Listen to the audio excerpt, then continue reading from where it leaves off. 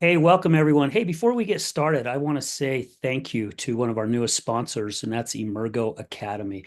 This isn't just another program, it's a life-changing program. It's about the brain first approach to recovery, which I feel is something that's really starting to take off, and it's a great way to actually look into recovery. So I've personally taken their course. Dave and Susan Kenny has transformed the way I understand myself, my past, and my healing, whatever that may be in my life. And I have become a certified crisis and recovery coach through their training. And it's all about the brain first approach. However, if you're not interested in being a crisis and recovery coach, just learning what they have to share will change your life completely. So here's the truth. Most of us aren't trying to be destructive. We're trying to find relief from trauma, from pain, and that pain rewires the brain. Emergo helps untangle those patterns, resets your system, and gives you a freedom to truly live. If you're ready to think differently about recovery and life, check out Emergo Academy. That's EMERGO Academy.com. I highly recommend these guys. So I am excited today, guys, to have our guest. And this is just going to be off the cuff, which I love shows like this. And today our guest is Dr. James Dixon. He is nationally acclaimed motivational speaker, chief impact officer of Impact Media Group, and a visionary force behind the global Elevate the Voices movement. With over 457,000 my hell followers on Instagram and a media platform reaching tens of millions, Dr. Dixon empowers audience to rise with their purpose. And I freaking love that. Conviction and clarity. From the operating table to the global stage, his story of transformation has inspired leaders, entrepreneurs, and students alike. He has shared stages with legends such as Les Brown and leads powerful collaboration with figures like Jeff Hoffman, founder of Priceline.com. Dr. Dixon's voice is not just heard, it moves people. His words build legacy, restore confidence, and activate calling. Dr. James, man, thank you again for being on the show. I'm just honored and it's a privilege to have you. And before I forget, I just want to say thank you to my good friend Ryan Morris for connecting us. So thank you, Ryan. I appreciate you. Well, first of all, I'm honored to be with you. And if there's any interruption, I want to let you know here's why. I always leave a window open when it comes to soldiers who are suicidal. And so if I get a call or a crisis call, sometimes that will interrupt us. But outside of that, you have my undivided attention. Awesome. Well, thank you. Well, as I said at the intro, I love the topic of just being off the cuff. And I've had a chance to watch a couple of your other interviews.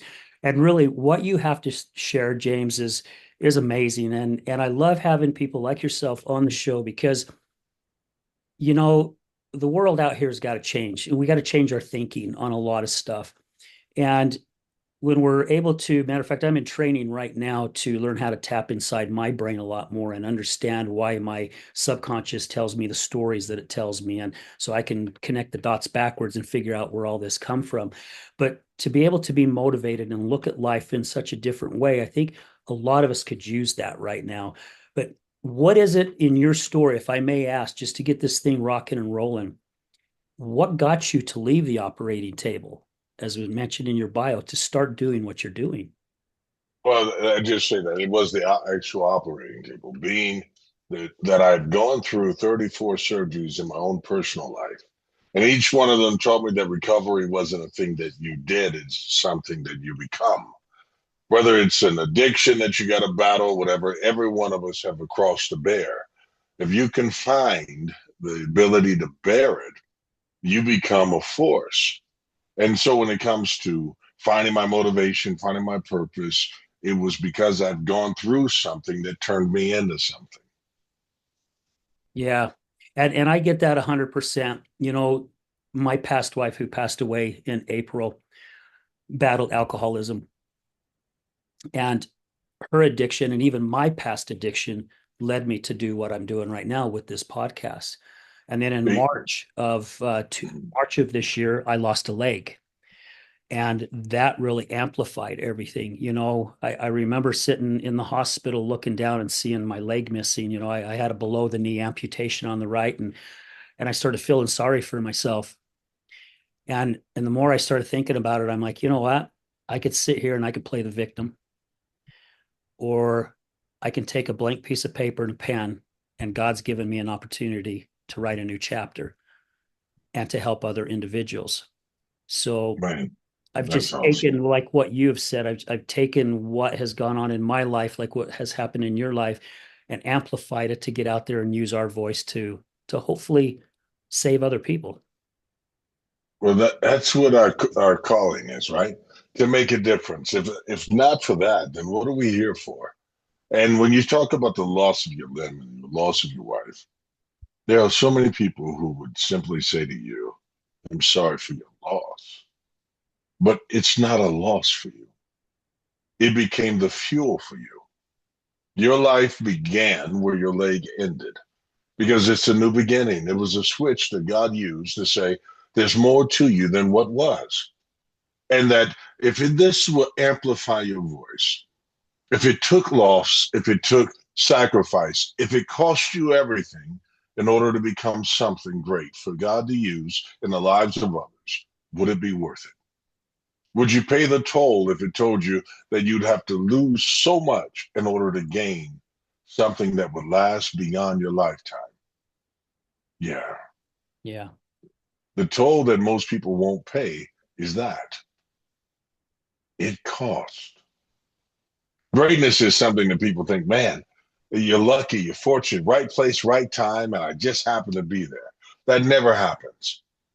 It takes all your life experiences culminating together. Then all of a sudden, an opportunity comes, and this is like muscle memory. The skill shows up and it reveals what you're about right when it's needed. And those that don't elevate is because they don't have the ability to press the button to use what you've been through. You start off the call talking about, I'm trying to tap into what I was and what I've gone through and figure out where it goes. And I'm like, you already are on that path. What you get in therapy will just become fuel for you to like use. How do I use this in other people's lives firsthand? As I'm going through, I help others through. It cements what you get to know. Yeah. Yeah, most definitely. And thank you for sharing it that way, because I do my best not to use that word try, but apparently I did say it. Because That's as all right. as we are going through our own stuff, I mean, really, we are bringing people with us without us even really realizing it. I think probably the best thing about it is that the more you elevate, the more you lose people along the way. You ever heard that saying, "It's lonely at the top"? Well, the reason why it's lonely is because the higher you go in elevation, breathing becomes difficult for other people. They can't go with you to those levels because it requires more out of them, more than they naturally want to give, more than they naturally feel they can give. But when you finally get to the right level, you'll be like, oh my goodness, look at me. I finally made it. And then you'll look around and you're like, hey, everybody, I made it. And they're not there. It's because every level that you go to, there's someone not willing to climb with you. And as you move up, people say, reach back and pull others up. No, man, you have to stay up and give them the example and give them the pathway to come up to you. Because the time it takes you to go back to try to pull them up, it stops your forward movement. It limits you. Yeah. You have to keep going. Why, what is it that you're seeing with all your experience that keeps people behind? Is it that fear of failure? Is it that fear of thinking No, can't it's, get to the it's top? none of fear of failure has been an overstated thing. Fear is a healthy thing. Yeah. Fear of failure can motivate you to do great things. What it is fear to leave behind what everyone has always known of you. It's the idea of, man, how do I find acceptance from people who've always known one version of me? Validation or the need for someone to honor you. there's something unique that happens in the lives of people. If you notice, when their parents die, people seem to lose a give a damn factor. Like, because there's nobody now here to check me. There's no one I need to go back. Mom will be disappointed. Dad will be disappointed. They kind of lose that. And when they lose that, they get a sense of freedom. Why is that? It's because there is something in you that's been held back by the idea of what you should be for other people. And if you can ever get to the point where you believe that I am born for something great, and it will cost. If you were to somehow be able to revive Martin Luther King and say, "Sir, here you are. We're going to go back to that to Memphis. We're going to put you on the balcony." If you could redo everything in your life, would you go ahead and avoid that bullet so that you lived a full life? And if you played it out, what would have become of him? Would he have been a martyr? Would he have caused a change? Would his voice have resonated around the world? Would his dream have been known? I contend no. Yeah. There is a great sacrifice to being used for purpose. There Our is. days are numbered. We have no idea how many years we get, but what we have an opportunity to leave a mark that can last a few generations. Yeah. I did a post with you saying that, James. I did a post, I don't know, a couple of months ago. And it was something about I've lived more years than what I have left. Mm, And I want to make sure that however many days God has given me, that I do leave something behind, right? Especially for my two daughters and my three amazing grandkids and even some of my friends. You know, when you talked about losing parents and that, it's crazy. It took me a lot of years to finally stand up to my father, and when I finally did, that relationship broke. And mm, speak or see each other for 5 years, and then the last time I saw him was to basically go say goodbye as he was dying. And I've gone back and looked at that and the lesson that I've learned about him wanting me to become somebody that he wanted me to become. He didn't understand how I wanted to look at my life. And at that time in my life, I wanted to do something different and I really didn't know what it was. But I knew deep down inside me, it was something that I was supposed to contribute to others. And I still didn't know for sure what my why was. And it didn't happen until years down the road before that finally happened. So I can see that there is a lot of sacrifice behind it, right? You do lose a lot of people along the way to get, because I feel like I took this whole path the past 16 years is because God put me on this path. I lost a 24-year career. I lost my home, and a lot of other things well, along that way, but it put me to where I'm supposed to be at today. let me ask you, out of that career you lost, um, what is it in that career that you miss? I missed the challenge of it. I was in manufacturing, worked in maintenance, so around a lot of machines and stuff, and a lot of different things would happen. So I did miss a lot of that. Also, there was a lot of stuff that I learned from there too. Um, at first, I thought I missed a lot of the people. Then, as years went down the road, I realized it wasn't really the people that I was missing, if that makes sense. Mm. What is it that you did miss? You said it was the relationships, it's the interactions. Yeah, right around about the last 6 months that I was actually there, things started changing. And it was the interactions just wasn't the same. Everybody was the owner sold the company and corporate came in. So there was a lot of backstabbing starting to happen because everybody wanted to show whoever it was that they're wanting to show how good they were and how amazing they were. And, they were willing to backstab a lot of people. And I wasn't in with a lot of that stuff. And it was getting to the point to where I wasn't enjoying my job anymore. But also, too, it was some of the job from the stress and that I had from that to, oh, I lost you. Well, I know he was kind of fooling around with there, so hopefully he'll be back on here shortly, guys. Hopefully. But he did say that he would have to interrupt sometimes, but I didn't think that he'd actually go off screen. Anyway, let's see if he comes back here real quick.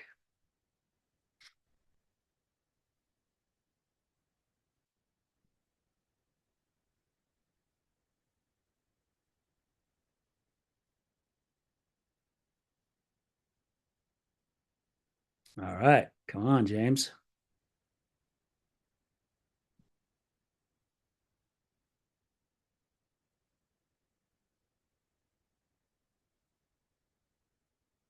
Hmm.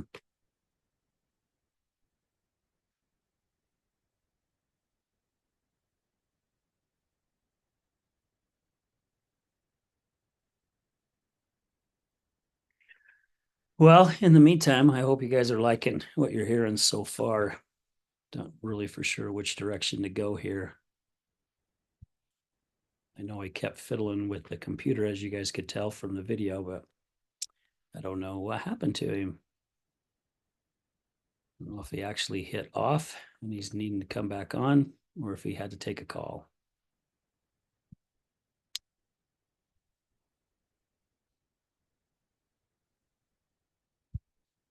I'm not even for sure if I hit stop, if that will actually ruin the whole recording. Not for sure.